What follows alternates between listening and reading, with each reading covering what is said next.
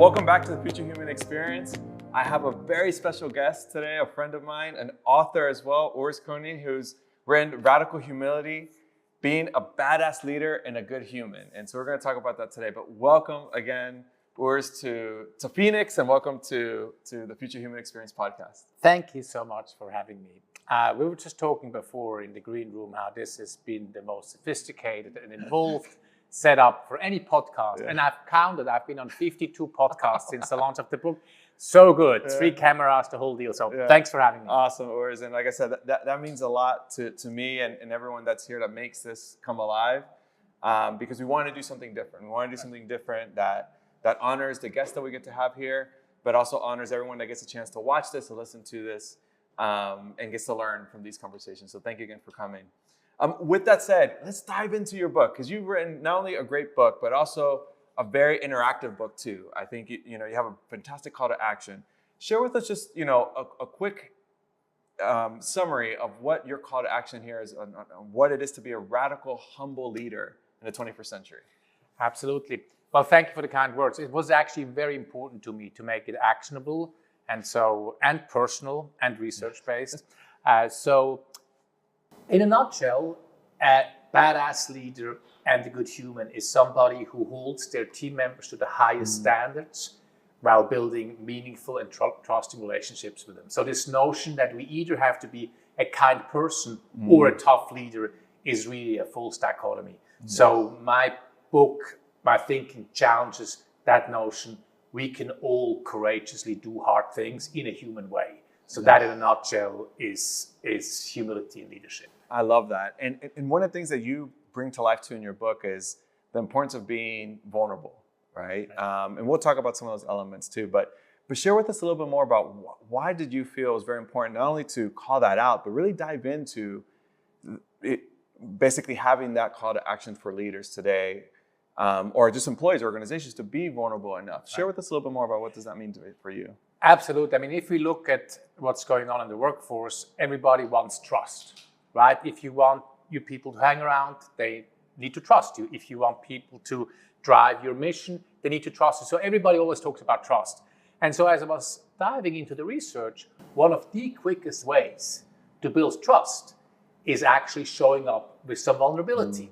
And this makes maybe intuitive sense for people like us who are in the field. But I have a study I quote in the book where pairs of complete strangers are brought into a lab. And they're asked for 45 minutes to ask each other meaningful questions and respond to them, such as, what does love and friendship mean to you? If you only had 1 year to live, what would you change? At the end of that 45 minutes, they're asked to rate the level of trust they developed with a partner 45 minutes. They rated the level of trust about as high as the level of trust they have with their average person in their lives. Some even rated it as high as they have the level of trust with the significant others. And one pair, I love that, actually got married. Wow. But the research shows that even brief periods of a bit of vulnerability, sharing with a bit of vulnerability, asking questions that dig a bit deeper, is the quickest and most powerful way to build trust. And so the research shows that.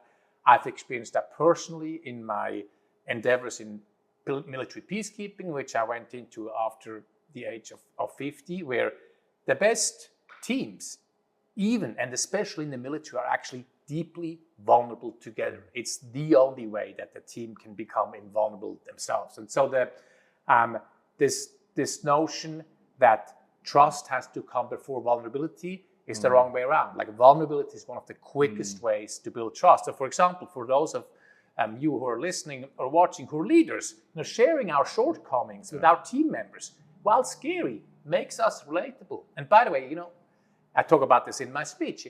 My team members already know that I'm not perfect. Yeah. Why? They work with me every day. So vulnerability is something that my teenage boys, they know that I'm not a perfect dad. They live with me. So it's something that I'm very passionate about.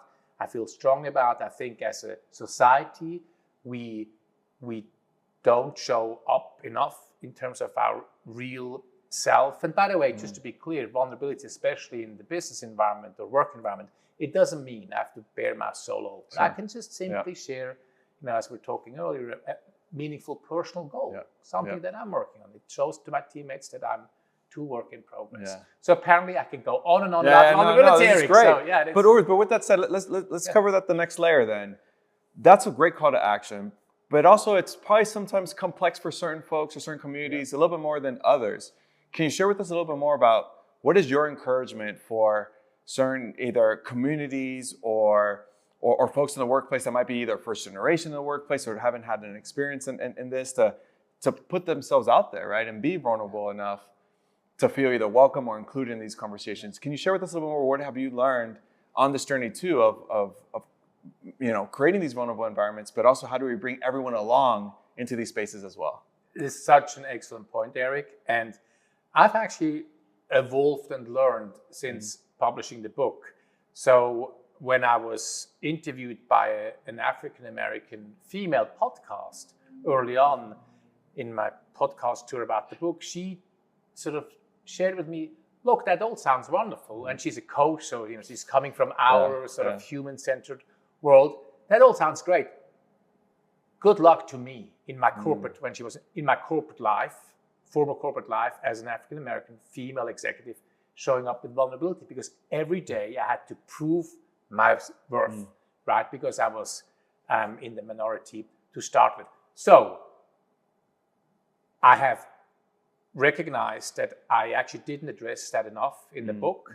And so I'm not sure I have great advice for folks who come maybe from a minority or a more marginalized group, other than that it is our responsibility. This comes from an old white guy. At least I have an accent, right? So it's on all of us to make it safe for everybody on my team to show up with a bit of vulnerability, and we model it by going first, right? And it's also, we're all work in progress. We're going to make mistakes. We're going to ask them questions that are maybe insensitive, but you didn't know it. You own it, you apologize, and ask for forgiveness, but keep trying, keep pushing. Great point. And what I love about how, when I was navigating that part of the book, was I also looked at it like a call to action, right? Because vulnerability also happens both ways, right? I will never know what it is to be a woman in tech, but I could go and learn what it is, right? And at least listen or build an environment to understand those experiences a little bit more. But also, you're spot on. It starts with us being vulnerable enough to open ourselves up to say, I do not know what it is. I do not know what it is to be an African-American female or a first generation or what have you, right? Whatever, how these communities are represented in our workplace.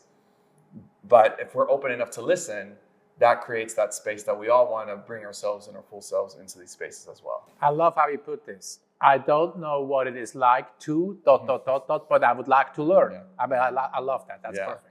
Yeah, and I think employee resource groups have been a great resource for that too. I remember being part of the tech sector and helping lead one of the employee resource groups, and realizing when I was doing that, I wasn't just building a community for those groups or for that particular group. I was building a community for all the employees to learn what it is to experience the sector or the industry through the lenses of that group as well. And so I think that was a big aha moment for me too, on saying, hey, we're not just here to build a great community for us, we're also here to build a great community to educate the rest of the industry and the rest of the organizations as well. Yeah, absolutely. I love that.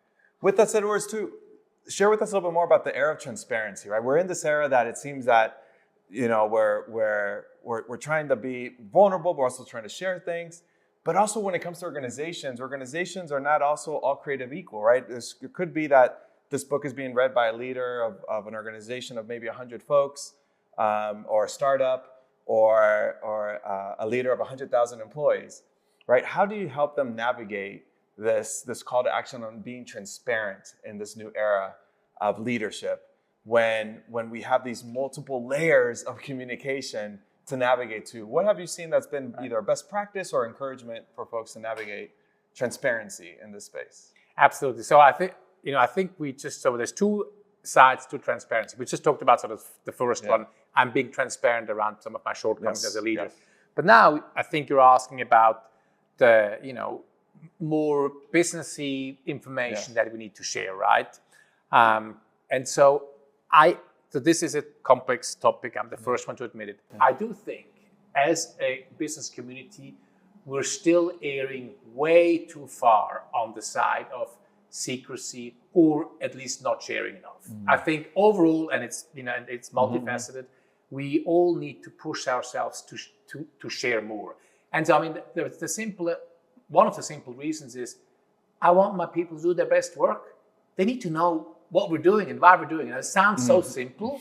It's so, and all the research shows, you know better than I do, the young generation, they want meaning, they want purpose, they want to understand why they're doing what they're doing. And so I think overall we need to push ourselves to more transparency. In terms of very tactical things, of course there's sensitivity when you have a merger going on, when you have lawsuits going on or potential legal challenges. I'm not, I too live in the real world, so sometimes we can't share. That's how it is. It's totally fine. But other than that, as a leader, let me ask myself, if I were in my team member's shoes, what would I want to know? And also, have I heard my team members share back to me what I want them to know? So I sort of joke, you can never over-communicate as a leader. 150 times, 7 different ways. The same message, 150 times, 7 different ways. Only when you hear them paraphrase it back to you, and when you cannot bring yourself yet again to say the same thing, then and only then is your message heard. And so, and I talk about Bridgewater, Dalio, who is a bit of a... that's right. Ray Dalio is, doesn't only have good press by any stretch. There's no question about it. But he's done wonders in terms of pushing the business world to more transparency. Patagonia is a wonderful example about being totally transparent about their supply chain. And you know what? Consumers like that. They like to know how their product is made, where it's made.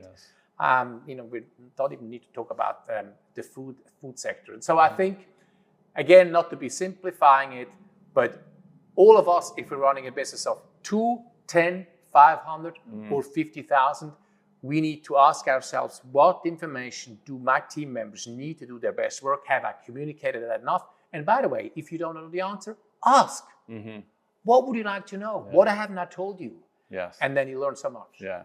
And what I love about not only your book, but even the guests that we've had in these conversations recently, what I've noticed a pattern in all of y'all has been that sometimes the reason why we're navigating some of these challenges and how we're bringing our perspectives to life is because we have a long-term mindset in the work that we're doing. And I think that sometimes in the environments that we're navigating in, the incentives are very short-term. Right. And so when you're talking about, yes, there's sometimes there's these short-term incentives to hold in this information that maybe in a week will be leaked, and there's a great incentive to leak that now, versus holding it in and saying, hey, I have a long-term strategy that's going to play out. Or, hey, you know what, in this era that I'm calling to be more of a humble leader, right, more of a human-centered approach that's going to take time for us to build out, but in the long term is going to play out, right? My relationship with my employees, the relationship with my customers, I'm playing this out not only for the next 2 quarters, but for multiple years down the road. And I think that's why this book not only resonated with me, but I think it continues to resonate with so many different audiences. With that said, Urs, too, you've been on a tour with your book. You've had an opportunity to speak to different audiences. Is there anything that, as you've been on this tour with this book, that you've kind of also been like, oh, wow, that's very special, it's resonated this way with this community or resonated this way with these sense of leaders? Is there anything that you've learned on this journey of folks giving you feedback on your book that has resonated with you? Absolutely. So, I was fortunate enough to do quite a bit of speaking this fall and continue to do so. Unsurprisingly, probably, healthcare clients have been very much drawn because I talk about the fearless culture, psychologically safe culture. That is something that, as we know in the operating theater, you need to have it be safe for everybody to speak up. So that has resonated a great deal with healthcare clients. Interestingly enough, and we were just talking last week, I had the privilege to speak to a highly educated audience in the cancer research world at the Fred Hutch Cancer Center in Seattle. We joked half of the audience had PhDs. And then I speak to other audiences, who there's probably less formal educating, but a lot of super street smart business folks. And what resonates across all of these diverse clients, talking to the commercial Painting Contractors Association today in Phoenix is tough on results, tender on people. That's the soundbite that comes back over and over again. And I'm quite proud of that one because that really distills it all down. Yes. Tough on results, tender on people, and that resonates across. So Urs, in this era that seems that, in the external spaces, it's been tough for us to, navigate trust or build a sense of trust either in our institutions or in organizations that are serving certain parts of the community. Can you share with us either how is that impacting some of the people you get to work with, or two, what would be your encouragement to folks that are not diving into your book to, one, honor it and acknowledge that reality, but two, figure out how to navigate some of these challenges that their employees are coming into, because they're also experiencing the outside world before they walk into their company. Absolutely. Yeah. And I've seen plenty of articles out there how to talk to your employees, for example, after the election. So I think there's no question that there's less trust in our institutions than probably ever in our political and other institutions. And, I'm not sure I have the great answer to that, other than I can break it down into a business and then we can scale it back up to a whole country or a whole society. So in a business, we can all get together and we can all agree upon the sort of operating principles of how we interact with each other. Who are the kind of customers we want to work with? And by the way, who are the kind of customers we don't want to work with?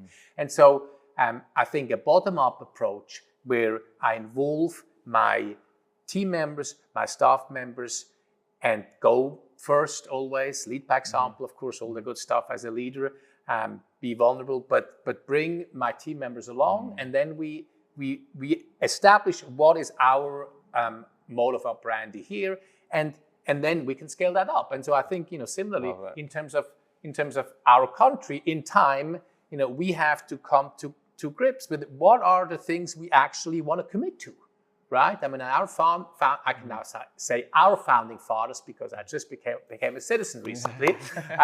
They agreed on some principles, and we have to decide if and how we want to hold them dear, and if and how we want to change them.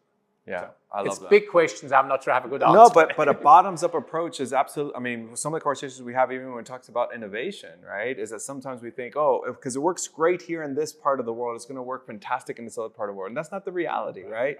As this world becomes more flatter because of technology, because of innovation, it does give us all actually a greater voice, right, to be participants in this change. And I think what your book and what your work has called all of us to do, not only as leaders, but as participants in this world, is to be part of that conversation and hold our leaders accountable to be part of that conversation.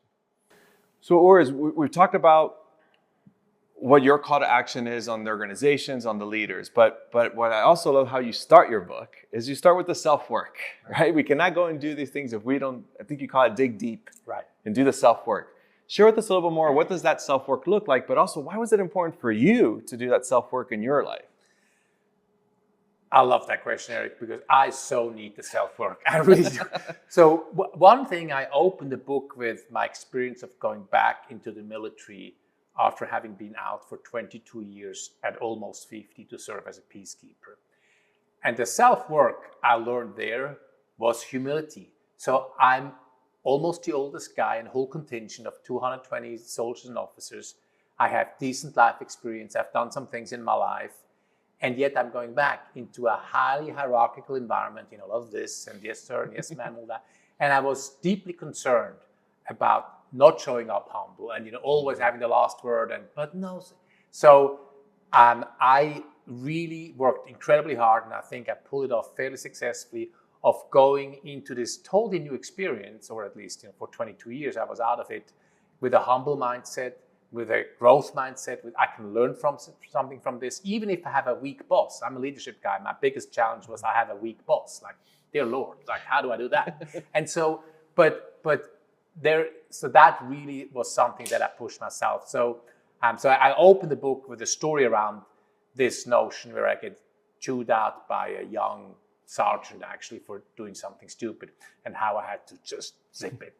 And so the importance of digging deep, it's good self-awareness, which everybody talks about, of course, which is seeing myself in line with that others see me, right? So having, and humble doesn't mean I have a low view of myself. It's certainly not a high one, but an accurate view. I see myself with my strength and with my shortcomings and my weaknesses. And of course, in leadership development, there's plenty of tools like 360s and whatnot we can deploy. Another important piece of digging deep is what a lot of us struggle with, is the notion of focus, saying no, only doing the things that truly add value. And for us entrepreneurs, I speak for two of us, and you can disagree, it is incredibly difficult because there's always yet another opportunity to be chased. And so the notion of becoming crystal clear about my top 3 priorities in business and in life, and saying no to everything else. I'm work in progress big time on that one. There's no question about it. So that is a really important piece. So I must have the humility to know that I can't do everything, but I can do almost anything I put my mind to. And I have a background as an athlete. Professional athletes are masters at focusing, compartmentalizing. You can think what you want of Lance Armstrong, but the guy is a master at laser sharp focus, shutting everything else down and compartmentalizing. So that's the piece about focusing and digging deep. And that reminds me, right, that sometimes even in our spaces, and we've talked about this in previous episodes, is that the world is changing really fast, and you can really create the sense of being left behind. And that's okay as far as you are honoring yourself where you're at today. And I love what you just said, that part of the self-reflection is also to be accurate about where you're at. And it's okay if you have shortcomings. It's okay that you want to go and achieve this tomorrow, but honoring yourself where you're at today, giving yourself that grace and that space to reset, get those tools back into your toolbox and be ready to go tomorrow, is just as meaningful as diving into the next version of radical humility, right? That's exactly right. And that is my very personal here, my personal challenge, what you're just describing. I tend to then always go for the next thing and restless and digging deep, versus sometimes, just taking time and being satisfied and happy with what I have. So that's actually my personal work, which I probably will have to do for the rest of my life. But we're all a work in progress, and I love that word. With that said, we always love to leave the audience or our guest, right, with this very either question or something or curiosity you might have about me. And just to give the full transparency, since we're talking about transparency to our audiences, our guests have never told me what the question is going to be. So these are always surprise questions. So Urs, feel free to go ahead. Do you have any questions for me? Eric, tell me the names of your children, please. Okay, Giovanni and Sienna. Giovanni and Sienna. And is that okay, by the way? So is it okay to ask you, because I know you? That's fine. Giovanni and Sienna. Yes. So what is your biggest hope and your biggest concern for their professional career fast forward 15 years? Biggest hope, biggest concern for your children? Yeah, no, I love that. So my biggest hope is that they find themselves in that purpose. I think one of the things that I've been very fortunate to learn over my career is that there's a difference between your job and your work. And I think I found a lot of value in my job. And what I didn't realize I was doing was I was building my work. And I love that. Eric. That's so good. That's so good. And so all the credit to Westmore's book, The Work, where he plants this idea. And so that was a really good self-reflection for me. And so what we try to encourage our kids is try to find that work, right? We of course still use those words, but find your enjoyment in things you get to do. And so that's my hope for them professionally. My biggest concern would be how they're navigating these changes. I think going back to the last part of our conversation, right, is that I always feel we're grasping for something more. I mean, we're talking about this as individuals that have been in the workspace, been in the corporate America space, been outside of it, been in the military. I mean, we have all these different life experiences, and we still feel that need.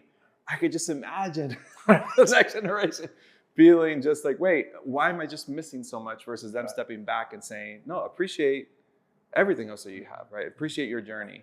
And I understand that's becoming a little bit more challenging as the generations come about.